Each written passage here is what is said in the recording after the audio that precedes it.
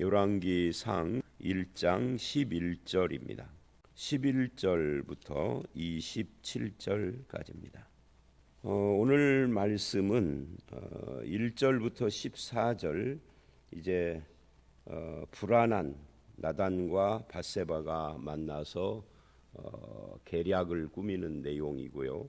15절부터 27절은 결과적으로 그 계략이 성공을 하게 되는 그런 과정을 기록을 하고 있습니다. 그래서 내일 말씀 28절을 보면 다윗 왕이 명령하여 이제 그 아도니아가 왕된 것을 뒤집고 솔로몬을 왕으로 세우게 되는 그런 내용으로 이어지죠. 그 먼저 이 11절부터 14절을 보시면 거기에 나단이 밧세바에게 이야기를 먼저 합니다. 그 밧세바에게 말을 할 때 학기스의 아들 아도니아가 왕이 됐음을 듣지 못했습니까? 우리 주 다윗은 알지 못합니다. 이렇게 이야기를 해요. 이거는 이제 나단과 밧세바가 불안했다 하는 것을 보여줍니다. 사람이 불안하면 계교, 인간의 꾀를 의지하게 되죠. 그래서 이제 나단이 자꾸만 아도니아 이야기가 나오네요. 밧세바를 만나서 이 문제를 어떻게 할 것인가 하고 의논을 해요. 왜냐하면 어제 말씀에 보니까 아도니아가 왕이 될 때 나단을 빼고 사독도 빼고, 그러니까 아도니아는 확실하게 자기 편이 되어줄 사람들만 소집을 했는데 거기에서 나단이 빠졌거든요. 그러니까 나단은 확실하게 아도니아가 왕이 되면은 이제 배제되는 사람인 거죠. 뭐 밧세바는 말할 것도 없고요. 솔로몬도 안 불렀으니까 솔로몬은 아도니아가 최대의 경쟁자라고 생각을 했으니까 이 두 사람은 굉장히 이제 아도니아가 왕 되는 것에 대해서 불안한 겁니다. 그래서 계책을 세우게 되는 것인데 무슨 계책이냐 하는 거죠. 그래서 12절 내가 생명 구할 계책을 말하도록 허락하소서. 말하면 되는데 왜 이런 어법을 쓰느냐면 밧세바는 왕비니까 이제 뭐 신하로서 이런 어법을 쓴 것은 뭐 전혀 이상한 것이 아니죠. 그러니까 계책을 내가 가지고 왔습니다. 뭐 이런 뜻이에요. 그리고 이제 그 계책을 이야기를 하는데 뭐라고 하느냐면 전에 왕이 여종에게 맹세하여 솔로몬이 나를 이어 왕이 되리라고 했는데 왜 아도니아가 왕이 됐습니까? 이제 그런 내용을 가서 다윗 왕 앞에 말을 해라. 뭐 이런 이야기입니다. 그러니까 오늘 말씀 읽어보면 뭐 계책이라고 할 것도 없어요. 그런데 하여튼 그렇게 이야기를 합니다. 즉 맹세한 것을 확인시켜라 하는 이야기인데 이 맹세가 이제 나중에 15절 이하에 밧세바가 들어가서 말을 할 때 약간 좀 수정이 되죠. 17절을 보면 왕의 하나님 여호와를 가리켜 맹세했다. 그래서 오늘 본문은 맹세라는 단어가 중요한 단어예요. 내일 말씀 29절에도 여호와의 살아계심을 두고 맹세한다라고 그렇게 그 다윗이 응답을 해요. 그래서 이 1장은 이 맹세라는 말이 중요한 단어인데 이게 이제 17절에서는 이 맹세가 하나님의 약속, 하나님의 언약하고 관계가 돼요. 근데 그것을 다윗에게 확인을 시키는 것이죠. 그래서 나단은 다윗에게 하나님의 언약을 전달한 사람으로서 이제 밧세바가 가서 그것을 확인을 시켜라. 그러면 내가 뒤따라 들어가겠다. 뭐 이렇게 아마 계략을 짠 것 같아요. 그래서 이것을 기준으로 해서 이제 나단이 자기가 전한 하나님의 말씀이기 때문에 그 책임을 지려고 이런 계략을 짰어요. 그러나 그 근저에는 불안, 조바심 뭐 이런 것들이 자리를 잡고 있었겠죠. 그래서 이 맹세를 강조하는 이유도 하나님의 약속을 강조하는 거지만 인간에게는 그런 불안이 있어서 잔머리를 굴리는 것이라고 할 수도 있겠죠. 하나님의 약속은 인간이 어떻게 하든지 반드시 이루어지고야 말아요. 아도니아가 아무리 왕이 되고 뭐 세력을 모으고 해도 절대 그렇게 될 수가 없는 것이다. 하나님의 약속이라는 것은 압살롬 반역도 마찬가지예요. 압살롬이 다 이겼잖아요. 그러나 결말은 압살롬으로 가지 않아요. 왜? 하나님의 뜻이 압살롬이 아니기 때문이죠. 아도니아도 마찬가지입니다. 그래서 우리가 해야 할 일은 사실은 인간적인 불안과 초조와 이런 걸 가지고 계교를 짜는 것이 아니라 하나님의 약속을 신뢰하고 책임을 감당하는 그런 쪽으로 가야 하는 거죠. 그래야 그것이 세상 지혜가 아니라 하늘로부터 오는 지혜라고 할 수가 있는 것입니다. 그래서 이제 하나님께서 다윗에게 솔로몬을 지명해서 성전 건축을 하게 했다라고 하는 역대상 22장 9절로 13절 말씀처럼 하나님의 뜻이 어디 있는지는 분명하니까 그러면 그 하나님을 의지하고 진행을 해야 할 필요가 있는 거죠. 그래서 이 솔로몬이 왕이 된다는 이 약속이 어떻게 될 것인가 하는 염려 속에서 다윗은 지금 알지 못하고 있으니 이 문제를 해결을 해야 되겠다라고 라단은 생각을 했지만 다윗이 잊어먹었던 아도니아가 스스로 왕이 되고 세력을 모았던 또는 밧세바나 나단이 이런 계교를 꾸미고 있었던 결국은 하나님의 약속을 하나님은 기억을 하고 계시는 거죠. 그래서 그것을 이루시는 분도 하나님이다 하는 것을 우리는 이 본문을 통하여서 점검을 해야 할 필요가 있어요. 그래서 이제 15절로 27절은 그렇게 서로 약속을 하고 계교를 짜서 다윗에게 들어가서 그것을 밧세바가 말을 하는 내용으로부터 시작을 합니다. 그리고 이제 밧세바가 그 말을 하자 이어서 서로 전혀 계략을 짜지 않은 것처럼 하고 그렇게 이제 꾸민 거죠. 나단이 때마침 찾아와요. 그러니까 다윗은 두 번 말을 듣게 되는 거죠. 밧세바의 말을 듣고는 어쩌면 성경에는 그런 말이 안 나오지만 상상을 해보면 에이 그럴 리가 이렇게 했을지 모르는데 나단이 들어와서 또 말을 하잖아요. 22절 이하에 똑같은 이야기를 합니다. 조금 더 보충을 했어요. 그러나 똑같은 이야기인데 그렇게 밧세바에게 1차 듣고 나단이 와서 같은 이야기를 또 하니까 다윗도 정말이구나. 아도니아가 왕이 됐네. 그 아도니아가 왕이 되는 것은 하나님의 뜻도 아니고 내 뜻도 아닌데 이제 이렇게 확고하게 이 문제에 대해서 인지를 하게 되는 거죠. 그래서 오늘 말씀은 뭐 한 절 한 절 읽으면서 설명할 필요가 없이 그냥 이야기가 그거니까 이게 전부 다인데 여기서 우리는 중요한 문제 하나를 생각을 해봐야 합니다.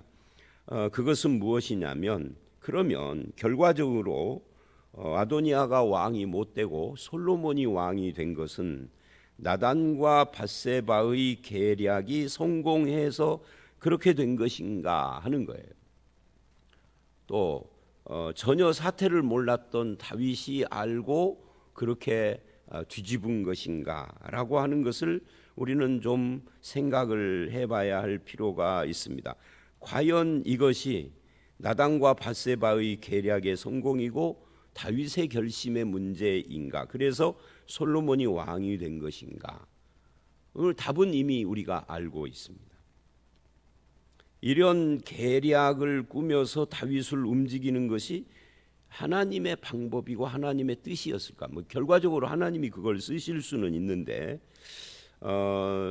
하나님은 인간의 잔머리와 음모와 계략과 이런 것을 사용해서 그 뜻을 이루시는 것인가 하는 것도 우리는 생각을 해야 하고 만약에 정보가 밧세바나 나단에게 들어가지 못해서 이런 계략을 통해서 다윗을 움직이지 않았더라면 그러면은 결국은 솔로몬이 아니라 아도니아가 다윗을 이어 왕이 됐을까? 여기까지 우리는 생각을 해봐야 합니다. 이게 이제 우리들의 오해, 인간의 오해인 거죠. 이거하고 유사한 성경의 구약 성경의 내용 중에 하나가 바로 야곱과 에서의 장자권 문제예요. 야곱이 에서에게서 장자권을 팥죽으로 속여서 뺐고 또 아버지를 속여서 축복을 받지 못했다면, 그러면 하나님의 그 장자의 어떤 그것도 사실은 육체적인 그런 장자권이라기보다는 영적인 의미를 가진 것인데, 그것이 결국은 야곱이 아니라 에서에게, 조금 더 쉽게 말을 하면 이삭이 야곱에게 속지 않아서 그래서 에서에게 손을 얹고 축복을 했다면 하나님의 장자로서의 축복권이 야곱에게 안 가고 에서에게 갈까요? 그 별미 사건이 없었다면, 이삭이 에서에게 축복을 하려고 그랬잖아요. 그러니까 원래대로 진행됐다면은, 그러면 하나님도 이삭의 뜻을 따라서 원래는 야곱이었는데 이삭이 그렇게 하는 바람에 어쩔 수 없다. 이제 이삭이 손을 얹고 기도했으니 나도 이삭이 손을 얹었으니까 할 수 없어. 에서로 바꿔야 돼라고 할까요? 성경은 결과가 우리는 다 알지만 성경의 결과하고 상관없이 상상을 해봐요. 왜 이게 상상이 필요하냐면 우리들의 신앙의 오해 때문에. 우리는 에서에게 축복을 하지 않고 야곱에게 했기 때문에 야곱으로 갔다, 이렇게 생각할 가능성이 있고, 여기서도 까딱하면 아도니아에게 갈 뻔했는데 나단과 밧세바의 계략을 통해서 그것이 솔로몬에게 이어졌다라고 생각할 가능성이 있어서, 이것이 우리에게 어떻게 적용이 되느냐면, 기독교인들이 이런 성경을 오해해서 그래서 자꾸만 잔머리를 굴리고 뒤에서 음모를 꾸미는 짓을 아무렇지도 않게 한다는 거죠. 그러면서 그게 하나님의 뜻이라고 포장도 하고. 그래서 기독교인들의 세계가 진실하지가 않아요. 깔끔하지가 않아요. 뒤에서 음모가 난무하고 정말 더러워요. 특히 목사 장로들 모임, 노예 총회 같은 데 보면 더러워서 옆에 갈 수가 없어요. 그러면서도 양심에 거리끼잖아요. 이런 말씀들을 통해서 봐라, 이렇게 나가니까. 과연 그럴까? 이삭이 에서에게 손을 얹었으면은, 그러면은 하나님의 뜻이 바뀔까요? 여기서 이 나단과 다윗이 계략을 꾸미지 않고 다윗이 끝까지 몰랐더라면, 나단과 다윗이라고 했나? 나단과 밧세바가 계략을 꾸미지 않았고 다윗이 모르고 그냥 지나가서 아도니아가 왕을 선포하고 그렇게 됐더라면은, 그러면 이 다윗 왕국은 그렇게 갈까요? 아니, 압살롬은 실제로 했잖아요. 그렇게 해서 예루살렘 점령까지도 했잖아요. 그래서 압살롬에게 갔나요? 그러면 하나님은 뭐죠? 죄송한 표현인데, 그러면 하나님은 바보죠. 그렇죠? 하나님은 이상한, 힘도 하나도 없고 뭘 알지도 못하는, 죄송한 표현입니다. 이게 진실한 표현이 아니고, 이제 하나님은 정말 바보 멍청이이죠. 그럴 수 없는 겁니다. 우리가 믿는 하나님이 정말 전지전능하시고 그 뜻대로 통치하시고 하나님의 약속은 변치 않는다면, 인간이 아무리 발광을 해도, 압살롬처럼 실제로 왕이 돼버렸어도, 아도니아처럼 그렇게 세력을 모았어도 절대 그쪽으로 갈 수도 없고, 나단과 밧세바가 계략을 안 꾸며도 절대로 아도니아로 갈 수가 없는 거예요. 만약에 이렇게 해서 다윗이 명령을 하지 않으면 아도니아로 가는가, 그러면 하나님이 하늘에서 벼락을 쳐서라도 안 되게 하는 거죠. 우리에게 필요한 것은 그래서 제일 첫 번째가 믿음인 겁니다. 무엇에 대한 믿음? 하나님에 대한 믿음, 하나님의 약속에 대한 믿음. 물론 이제 그 다음에는 제가 말한 인간적인 책임도 따라오지만 그 책임이라는 것이 음모를 꾸미는 형식으로는 아닌 거죠. 자, 그래서 하나님은 야곱이 언약을 이어가게 하신 그것이나 솔로몬이 왕위를 이어가게 하신, 이제 첫 시간 어저께 말씀드리기를 이 열왕기상은 모세 언약, 다윗 언약이라고 그랬잖아요. 다윗 언약은 왕권, 왕위가 이어져 가는 언약이에요. 모세 언약은 나라를 세우는 언약이라고 하면, 근데 그 언약이 야곱이 에서에게서 장자권을 속여 뺏고 했기 때문에 그에게 간 것이 아닌 것처럼, 나단과 밧세바가 다윗을 설득했기 때문에 겨우 솔로몬에게 이어진 것은 아니다. 인간의 잔머리와 술수와 속임수를 정당화하면 안 된다 라고 하는 것을 이 본문에서 보게 됩니다. 그래서 이 본문의 핵심이 맹세란 말이죠. 다윗의 약속, 그리고 그 배후에는 하나님의 약속이 자리 잡고 있다 하는 것입니다. 물론 이렇게 술수를 부리지 않으면은 좀 먼 길로 돌아갈 수 있겠죠. 그죠? 이 길로 가야 할 것을 조금 먼 길로 돌아갈 수는 있겠지만, 그러나 결과적으로는 하나님의 뜻이 이루어지는 겁니다. 인간은 그 하나님의 뜻을 믿고 순종하고 내가 감당할 책임을 감당하면서 따라가는 존재이지, 하나님이 잊어버렸을까 봐 우리가 기도하는 건 아니에요. 나는 잊어버려도 하나님은 잊어버리시지 않으셔요. 그 기도는 왜 필요하냐 하면은 하나님을 알게 해주려고 기도하는 것은 아니단 말이죠. 내 마음이 변한다든지 나의 결심이 확고해진다든지 내가 하나님과 교제함으로써 어떤 다른 유익들이 기도에 있는 거죠. 그래서 이 새로운 시대, 이제 솔로몬이 이어야 할 이 새로운 시대는 누구의 손으로 열어가시느냐면 하나님의 손으로 열어가시는 겁니다. 솔로몬을 세우는 것이 하나님의 뜻이고 하나님의 약속이었기 때문에, 그렇다면 인간은 불안해하지 말아야 하고, 그래서 음모를 꾸미지 말아야 하고, 전지전능하시고 우리를 사랑하시며 그 뜻을 가지고 우리를 인도하시는 하나님을 믿기에 인간적인 수단을 최소화시키고 진실과 진솔하고 신실함으로 살아가는 것이 성도의 특징이어야 한다. 그러면 일이 안 돼, 일 좀 늦게 되겠죠. 그러나 궁극적으로는 돼야 해요. 안 그러면 하나님은 전능한 분이 아닌 거죠. 약간 좀 더디게 되겠죠. 그 약간 더디게 되는 것과 좀 빨리 되는 것 사이에 뭐가 있느냐면, 좀 빨리 되는 이 길을 택하여 그것이 습관화되면은 거짓과 술수와 음모와 진실하지 않은 인간이 되어가는 거예요. 그러나 조금 약간 늦게 가는 여기에는 진실함과 신실함과 충성스러운 믿음의 사람이 만들어져 가는 거죠. 그 차이가 있는 거예요. 이 일은 하나님의 뜻대로 되는 거예요. 오늘날 한국교회와 성도들에게 가장 부족한 부분이 뭐냐 하면 바로 이거라고요.